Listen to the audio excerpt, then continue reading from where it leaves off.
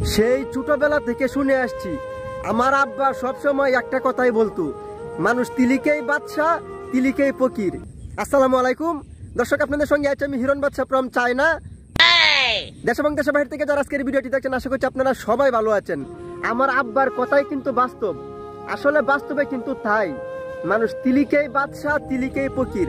দেখেন, আপনার বাড়ি গাড়ি অট্টালিকা টাকা পয়সা কোটি কোটি ব্যাংক ব্যালেন্স সম্পত্তি কোনো কিছুর আপনার অভাব নাই, কিন্তু আপনার সাথে এমন কোনো কিছু কাকতালীয় একটা ঘটনা ঘটতে পারে, মুহূর্তের মধ্যেই আপনার সমস্ত কিছু ধ্বংস হয়ে যেতে পারে, মুহূর্তের মধ্যেই আপনার সমস্ত কিছু শেষ হয়ে যেতে পারে, আপনাকে মুহূর্তের মধ্যে রাস্তায় নামতে হতে পারে।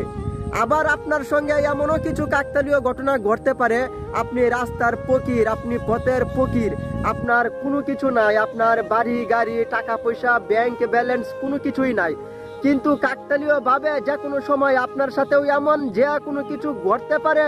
আল্লাহর ইশারায় যে কোনো মুহূর্তে আপনার ভাগ্য পরিবর্তন হতে পারে, যে কোনো মুহূর্তে আপনি বিশাল টাকা পয়সা ধন সম্পদের মালিক হতে পারেন। আসলে এই পৃথিবীতে টাকা পয়সা বাড়ি গাড়ি ধন সম্পত্তি হচ্ছে হাতের ময়লা। আজকে আছে তো কালকে নেই, কালকে আছে তো আজকে নেই। আজকে আপনার অনেক টাকা পয়সা আছে, কালকে আপনার নাও থাকতে পারে। আজকে আপনার কিছু নেই, কালকে আপনার অনেক কিছু হয়ে যেতে পারে।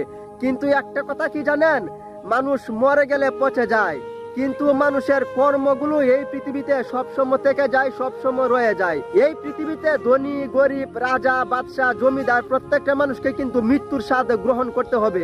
আর মানুষের মৃত্যুর পরে কিন্তু যেরকম আপনি জন্মের সময় শূন্য হাত খালি হাত নিয়ে এই পৃথিবীতে এসেছিলেন, মৃত্যুর সময়ও কিন্তু আপনি ঠিক তেমনি এই পৃথিবীর টাকা পয়সা ধন সম্পত্তি কোনো কিছু আপনার সঙ্গে নিয়ে যেতে পারবেন না।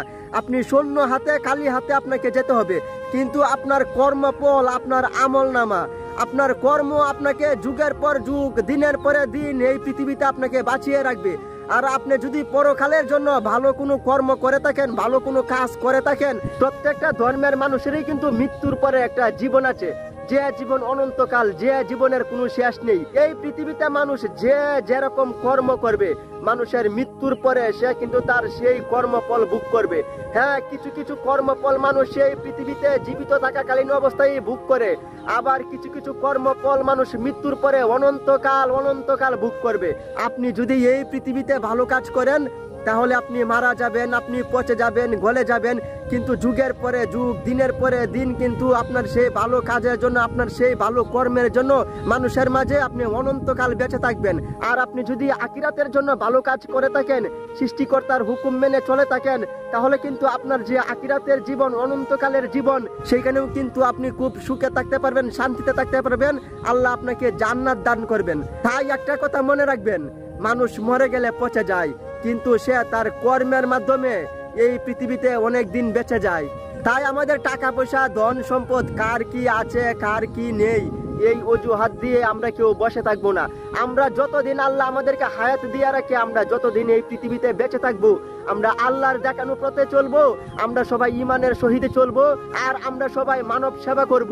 আরে ভাই, আপনি 3 বেলা গরুর গোশত দিয়ে পেট ভরে ভাত খাচ্ছেন, কিন্তু আপনি কি একবার কুচ নিয়ে একবার খেয়াল করে দেখছেন, আপনার পাশের ঘরের সেই দরিদ্র অসহায় মানুষটি 3 দিন পর্যন্ত তার চুলায় কোনো আগুন জ্বলছে না, 3 দিন পর্যন্ত তার ঘরে কোনো খাবার নাই। তাই এই 2 দিনের দুনিয়ায় আপনি যদি 1 ঘন্টাও বেঁচে থাকেন, 1 ঘন্টায় অন্তত ভালো কিছু করার চেষ্টা করেন।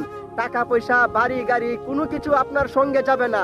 আপনি যখন এই পৃথিবী থেকে চির বিদায় নিয়ে চলে যাবেন, যেরকম মায়ের গর্ভ থেকে শূন্য হাতে খালি হাতে এসেছিলেন, তেমনি শূন্য হাতে খালি হাতে আপনাকে আবার ফিরে যেতে হবে, আপনাকে আবার চলে যেতে হবে। আপনার নিতর দেহ মাটির নিচে চাপা দেওয়া হবে, দিনে দিনে আপনি মাটির সাথে মিশে যাবেন। তাই এই 2 দিনের এই দুনিয়াতে, 2 দিনের এই পৃথিবীতে ভাই কিসের অহংকার কিসের গর্ব। তাই আসুন আমরা সবাই মিলে আমাদের নিজেদের জীবনকে এমন ভাবে গড়ে তুলি, যেন আমি এই পৃথিবী থেকে চলে যাওয়ার পরে আমার কর্মের মাধ্যমে যেন আমি সারা জীবন যুগের পরে যুগ অনন্তকাল যেন আমি মানুষের মাঝে বেঁচে থাকতে পারি। আর মৃত্যুর পরে অনন্তকালের যে জীবন, সেই জীবনের জন্য আমাদের আমল করতে হবে, আল্লাহর দেখানোর পথে চলতে হবে, আল্লাহর হুকুম বিধান মেনে চলতে হবে। তাহলেই কিন্তু 2 দিনের এই দুনিয়ায় আপনার আমার আমাদের সকলের জীবন সার্থক হবে। তো দর্শক, এতক্ষণ আপনাদের সঙ্গে ছিলাম আমি মোহাম্মদ হিরণ বাদশা। দেখা হবে নতুন কোনো ভিডিওতে। ততক্ষণে সবাই ভালো থাকবেন, সুস্থ থাকবেন, নিরাপদে থাকবেন। আর হ্যাঁ, সবাই 5 ওয়াক্ত নামাজ আদায় করবেন। আল্লাহ হাফেজ।